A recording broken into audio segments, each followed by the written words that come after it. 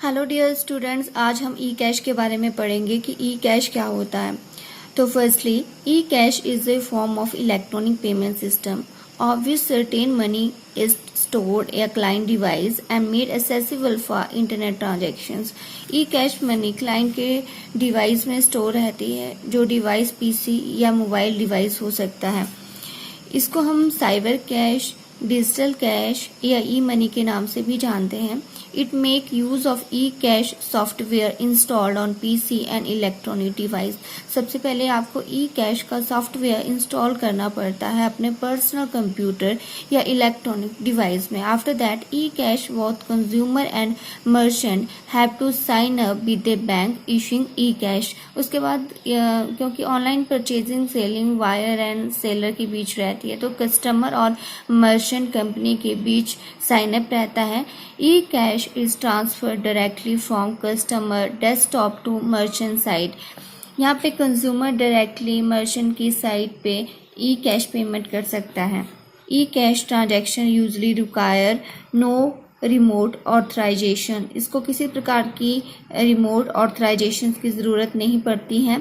No signature validations, no personal identifications, just for transmitting number from one computer to another. तो ये बहुत easy method है electronic payment का। इसमें e cash का सॉफ्टवेयर ही इंस्टॉल करना पड़ता है। E cash can be implemented in two way, online offline. आप दोनों वे से ट्रांजैक्शंस करते हो। Online mean e cash is stored by bank issuer, consumer need to request it when a consumer make payment. अगर consumer के ई cash wallet में पैसा नहीं है तो वो बैंक से रिक्वेस्ट कर सकता है पेमेंट करने की। अगर कंज्यूमर के पास किसी तरह का स्मार्ट कार्ड है, टोकन है, उसके ऑफलाइन भी वो पेमेंट कर सकता है। आगे है ई कैश का कॉन्सेप्ट क्या है।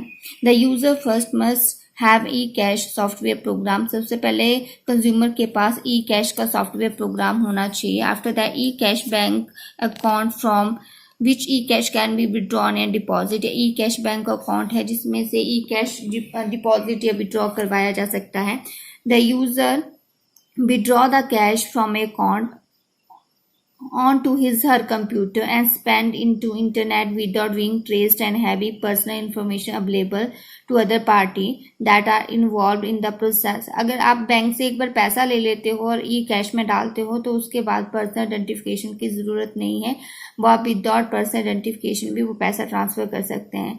The recipients of e cash send money to the their bank account with deposit real cash. उसके बाद जो भी रिसीवर है वो उसके अकाउंट में real as a real amount transfer हो जाता है। Consumer buy e cash from bank. सबसे पहले कंज्यूमर को ई कैश बैंक से लेना पड़ता है। Bank send e cash bit to consumer. After that bank को ई कैश बिट कंज्यूमर को सेंड करता है और उसके लिए कुछ फीस भी चार्ज करता है। उसके बाद consumer send e cash to merchant. Consumer जब परचेजिंग करता है तो परचेजिंग पर ई कैश मर्चेंट को सेंड करता है। Merchant checks his bank that e cash is valid. उसके बाद मर्चेंट चेक करता है बैंक को कि क्या वो कैश वैलिड है and bank verify the E cash is valid. और मर्चेंट का बैंक उसको वेरीफाई करता है कि हाँ ये ई कैश वैलिड है एंड पार्टीज कंप्लीट ट्रांजैक्शंस, और ट्रांजैक्शंस कंप्लीट हो जाती है और गुड्स डिलीवर हो जाती है। ये प्रोसेस था इलेक्ट्रॉनिक पेमेंट का।